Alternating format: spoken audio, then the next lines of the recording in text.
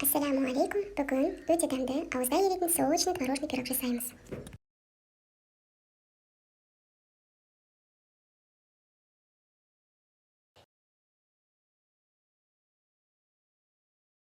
Бірінші начинкасын дайындаймыз. Творожный сырға қант, сұйытылған сары май және жұмыртқа қосып барлығын әбден араластырамыз. Қанты еріп, бір-біріне біріккенше.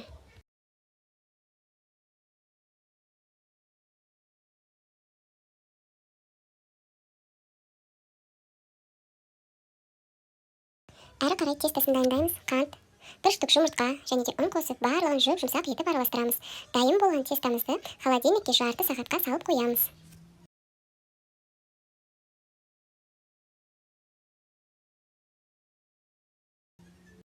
Ыдысымызға сары майды салып, холодильниктегі тестамызды алып, ішіне әдемілеп формасын келтіріп жасаймыз.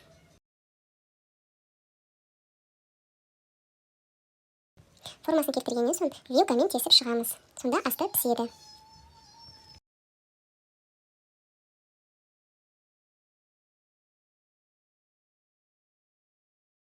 Сонан соң үстіне творог саламыз.